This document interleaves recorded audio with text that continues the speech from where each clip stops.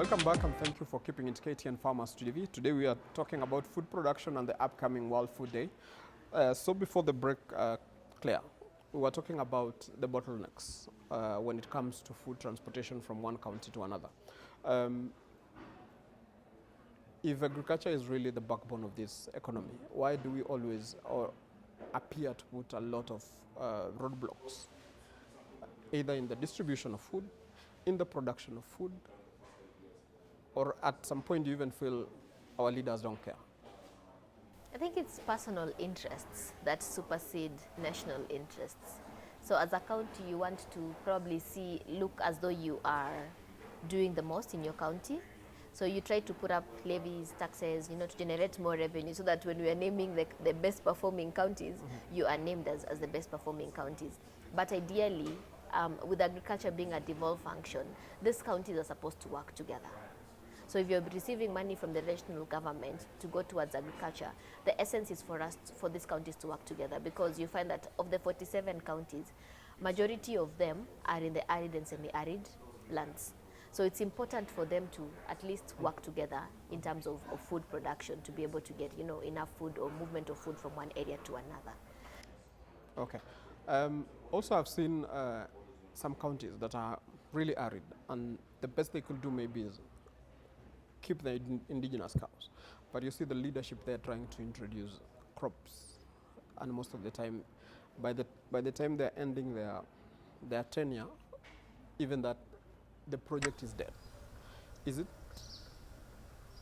that leaders don't know what is good for their counties, or they are just trying stuff to see what can stick?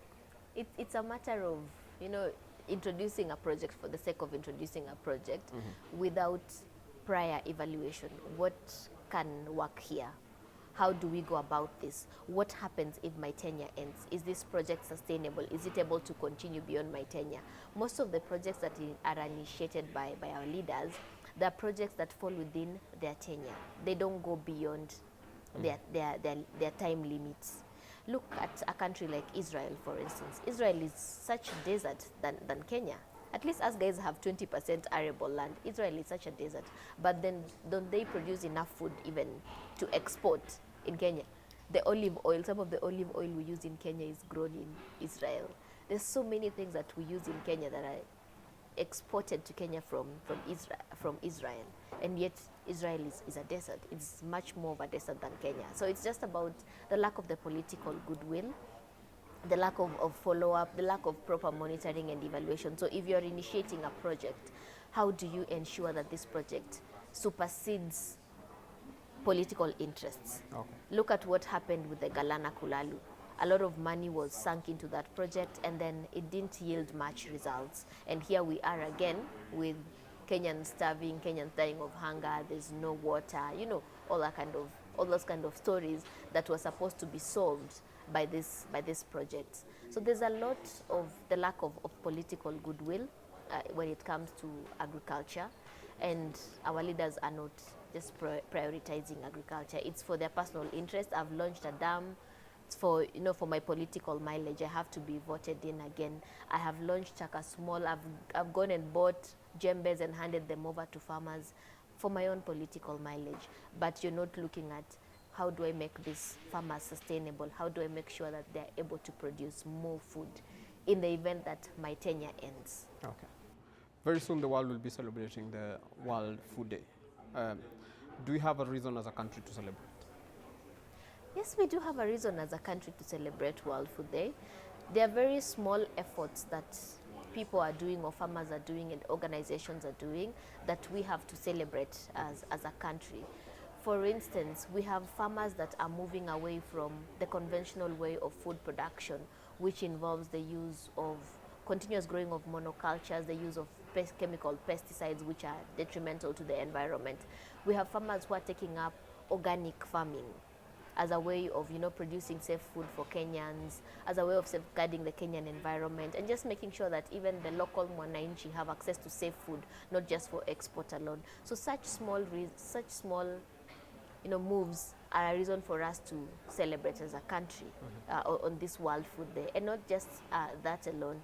We've got also civil societies such as Greenpeace and Root to Food that are advocating for the withdrawal of toxic pesticides from the Kenyan market in a bid to ensure that Kenyans have access to safe food. So that's something to celebrate on this World Food Day. It's not all dark and gloom. Okay. What's the theme of this year's World Food Day? Our actions are our future. Okay. Talking of toxic pesticides that need to be banned from our country, maybe you can tell us a little bit about why is it taking us too long? If they are really toxic, it's been proven to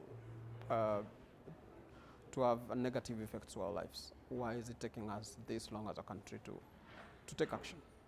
We should be on the streets forcing the government to fast track these laws and ban these pesticides. The reason it's taking us too long to ban these pesticides is one, again, the lack of a political goodwill, and two, the financial muscle of the key players involved in this pesticide business. So you'll find some of these pesticides that have been fronted for a ban are produced by large companies such as Bayer, these companies that have the financial muscle to push a certain agenda. And so these companies, for you to win a war against these companies in terms of banning these pesticides or removing them from the Kenyan market, you must have sober leaders. Sober leaders, I mean, leaders who are interested in the welfare of their people, not their own pocket.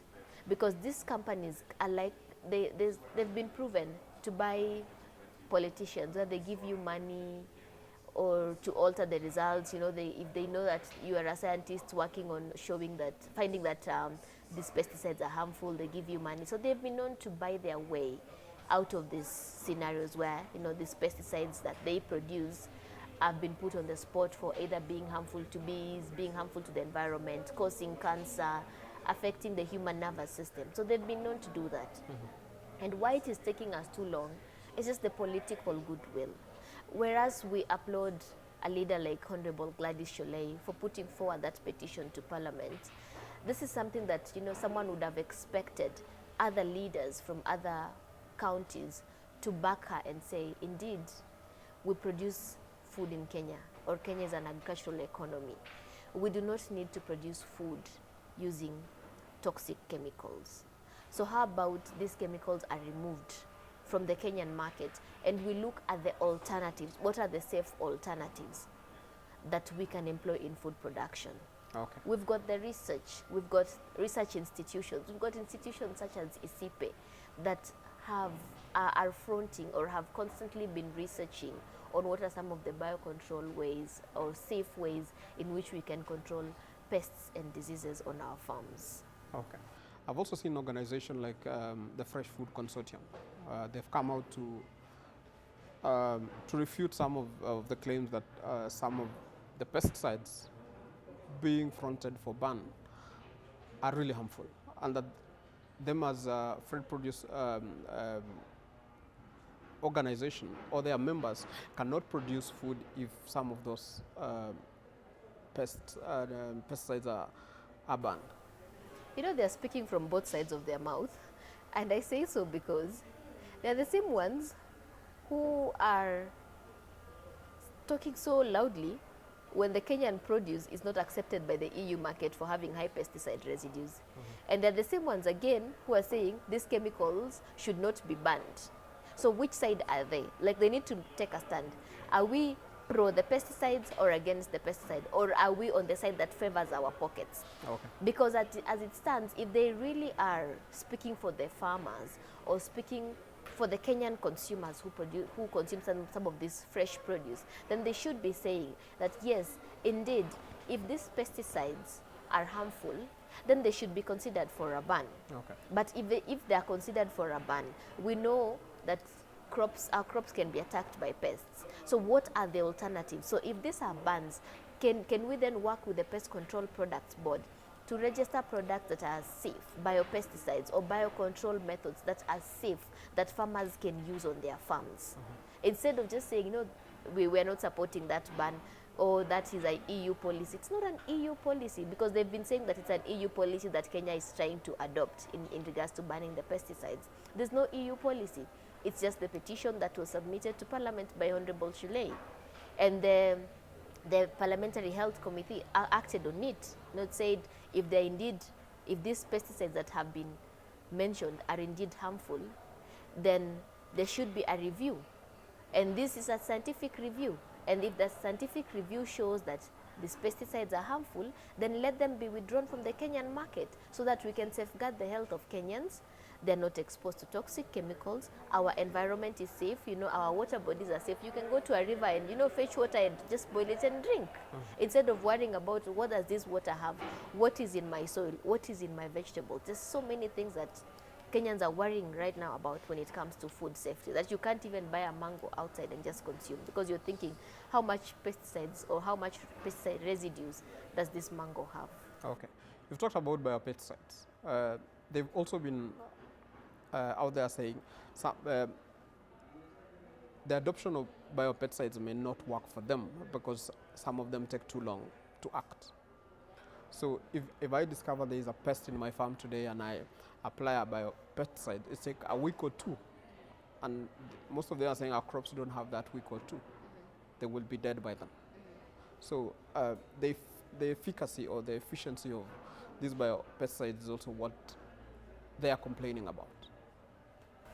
The biopesticides have been proven to work. Yes, they work, yes, but they take long. They've been proven to work.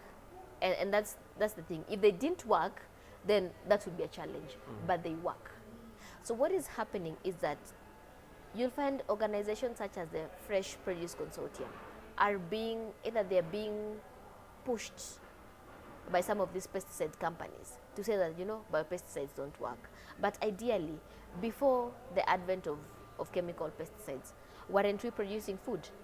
Yes, we were. If you go to the villages, smallholder farmers still produce food, and you'll find that some of them don't even use these chemical pesticides. So it's just a matter of diversifying or changing how we produce food. So if you're going to plant only one type of crop in your farm, if a pest comes, it's going to attack that crop and you won't have anything. But if you plant several types of crops, one crop is going to repel the pest and the other one will be protected. So there's a way we can do it. So instead of just saying that, no, these pesticides don't work, what are the other alternatives? There's the push and pull technique that has been shown to work. Using desmodium around your crops if it's maize, you know, all those kind of techniques have been shown to work. So it's just a matter of having the willingness to teach the farmers and have the farmers apply it. So if the half of your plantation or your maize plantation has already been consumed by the fall armyworm, and that's when you want to apply the biopesticides, of course it will take time to work.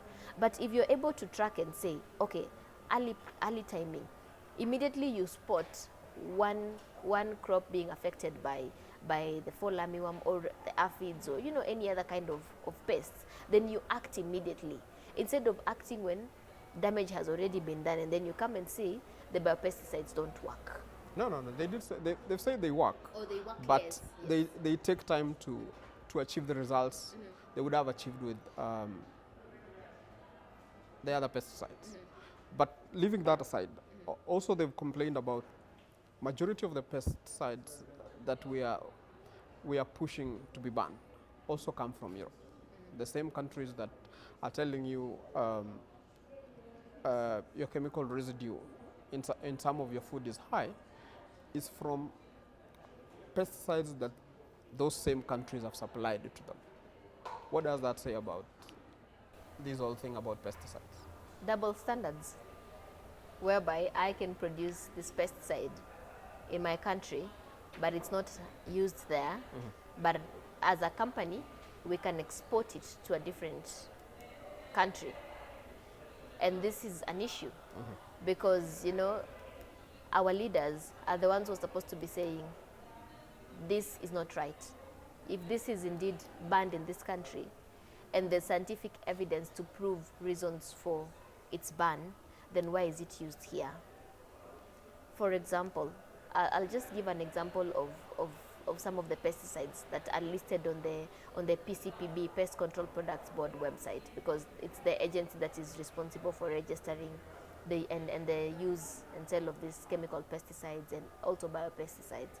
some of those products, when you go and search their names, you will find a wide array of scientific papers, documentation on their impacts on human health.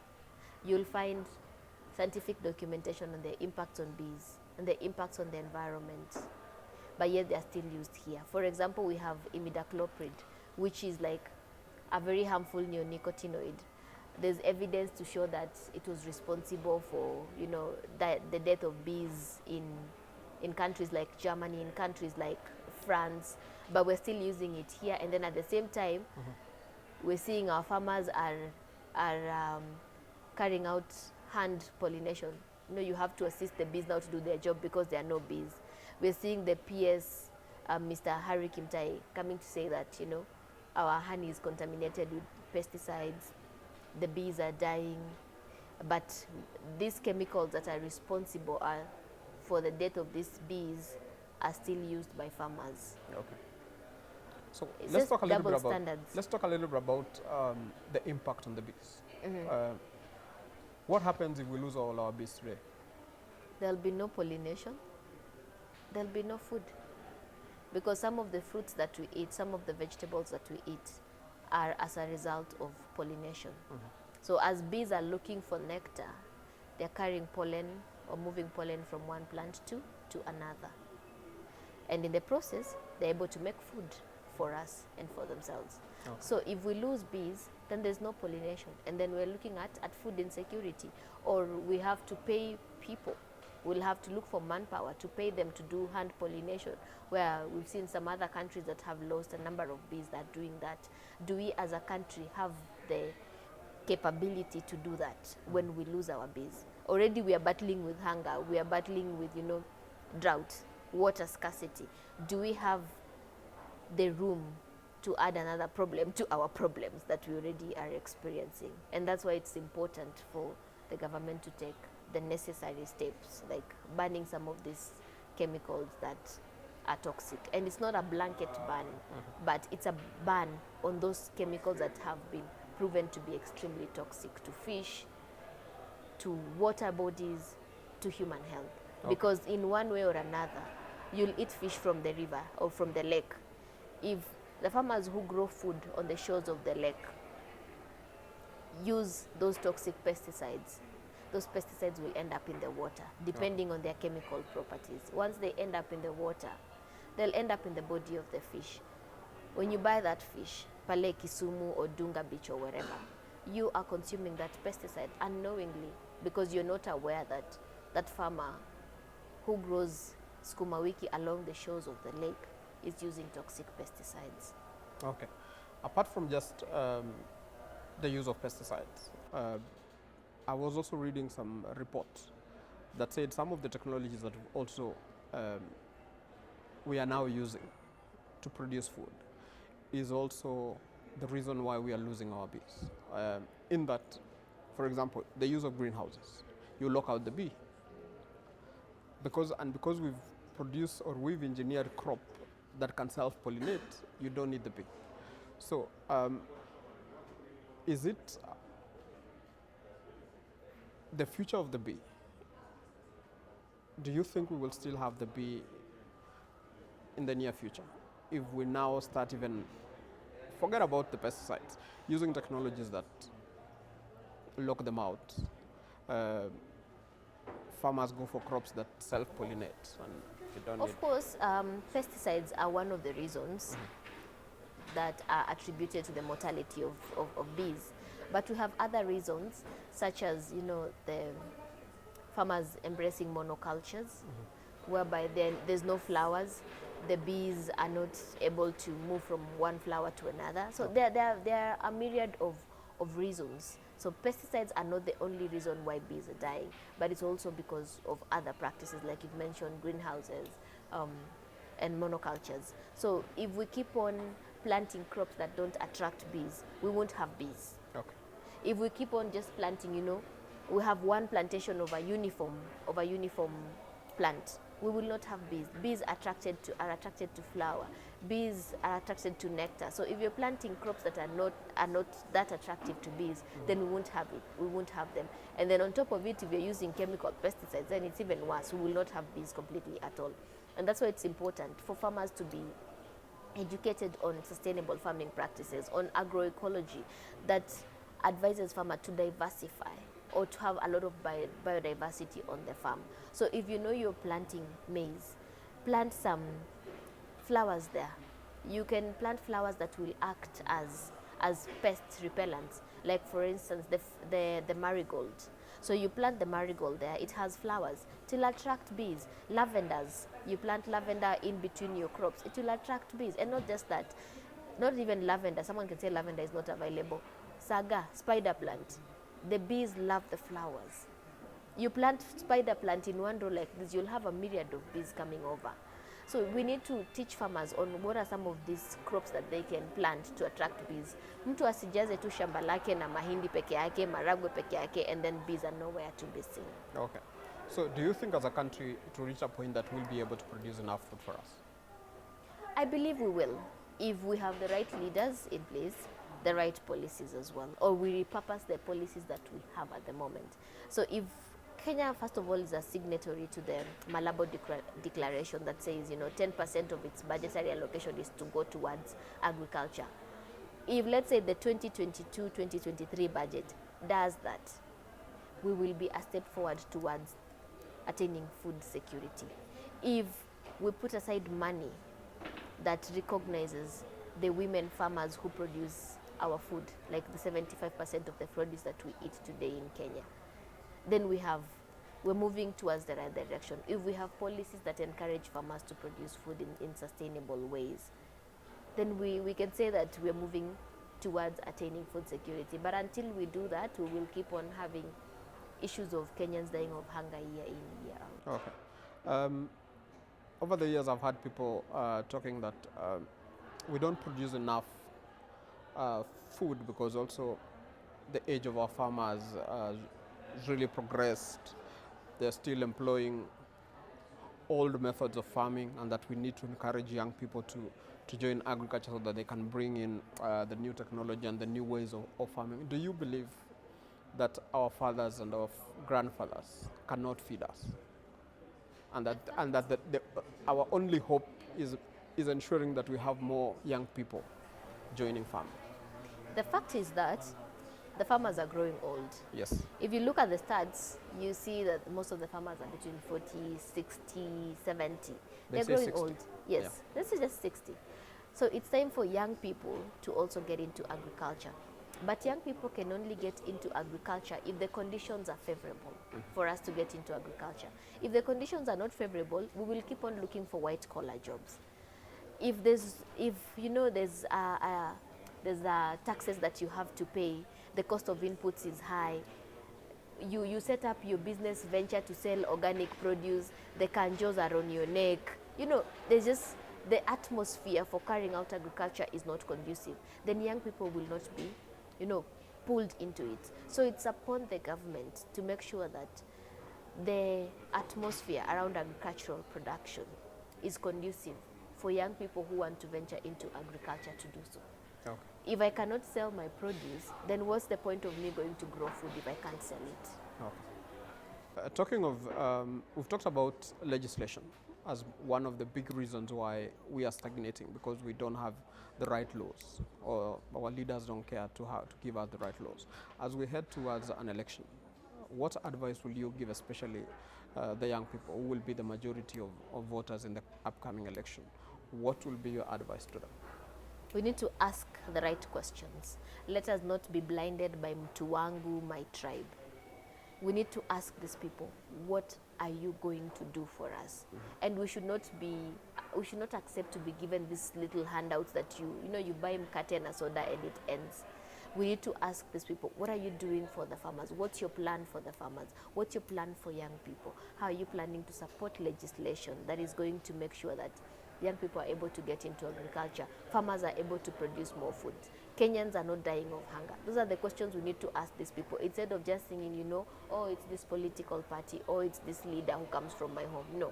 we should look at politics beyond our people, our tribe. We should look at policies based on, are they safeguarding the interests of Kenyans as they are required to do by the Constitution? Okay. We've also seen the government trying to reintroduce the 4K clubs in school. What is your take on that? It is a good thing that the government is introducing the 4K clubs in schools, to teach kids how to grow food. Once they are taught from that young age, they get to appreciate the dynamics around agriculture and how it intertwines with health, environment, and other sectors.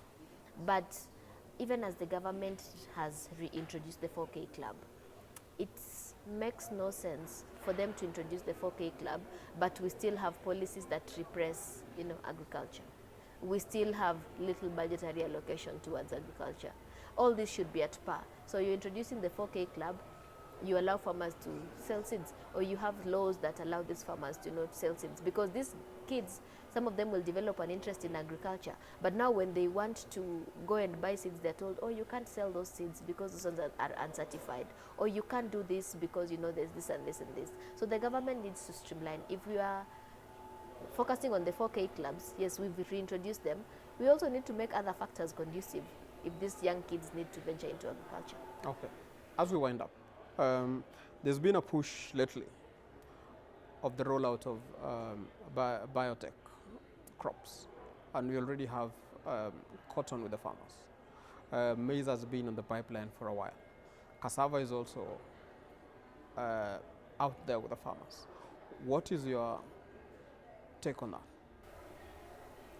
I'm not a proponent of GMO, and the reason I'm not a proponent of GMO is, one, it's about corporate capture of the food systems, whereby you want to sell the seeds, because these GMOs come with seeds, they come with pesticides.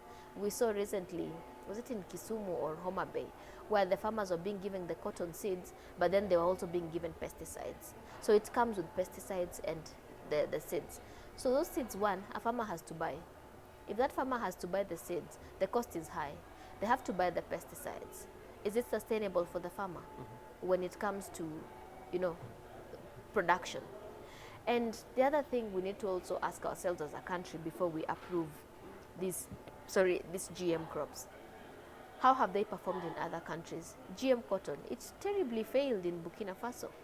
The Burkina Faso farmers rejected it. They're even saying the quality of the GM cotton as opposed to their indigenous cotton. The indigenous cotton had more quality than the GM cotton. So we need to do thorough research before we introduce crops like this into the country. What impact do they have to the smallholder farmers? In countries like India, farmers have been arrested because one farmer grew GM potatoes, the other one grew indigenous potatoes. Pollination happened. This farmer who was growing indigenous potatoes found himself with GM potatoes on their farm, but because they didn't buy them, they were arrested and they were charged in court. This is patented. This seed is patented. You didn't purchase it from us, so you have to pay. So are we talking about those seeds? Are we telling our farmers that if you are found with GM cotton on your farm and you didn't buy it from these certified seed sellers, then you stand a chance of being tried in court? Okay. Don't you think we need to find a middle ground for a win-win for all of us? Because I visited a farmer in Kitui who was growing the GM cotton that was applied for GM cotton. And he's telling me for the last 2 seasons he has grown it. He has been harvesting 5 times what he used to harvest from his traditional varieties. Don't you think that is a win, despite all these challenges that come with the rollout of GM and what GM comes with? Don't you think we need to find a middle ground so that farmers don't suffer, and also as a country we are able to run, like, for example, our industry like Generis? Let us not focus on the yields alone. Let us look at the wholesome picture. What's the impact on the environment? What's the impact on biodiversity? The scientists are saying that they've done all that research and the impact on the environment is negligible. GMO seeds come with the use of chemical pesticides. even we're still using chemical pesticides for traditional seed. No, no, we should not negate the fact that they have a problem when it comes to tying farmers in poverty. We've seen Indian farmers demonstrating because of such kind of issues that are happening. You know, we've seen farmers across the world when it comes to GM introductions, where they've failed, they feel like they were robbed, these companies lied to them. The farmers in Burkina Faso will tell you, initially they were making money, but after time progressed, they found that they were spending so much more on the GM cotton than the indigenous cotton. So it's just the same thing. It's a matter of doing the research and getting the statistics right before we introduce a product into the Kenyan market, instead of looking at the short-term benefits and overlooking the long-term benefits or the long-term impact that might arise from the introduction of this particular crop into our country. Well, I'm told our time has run out. But on the Burkina Faso cotton issue, the scientists also have their own reasons, and they were saying there's a mistake that was done, and it's not the crop that failed. So we can have that as a conversation for another day. But for now, that is it from us. Until next time, goodbye.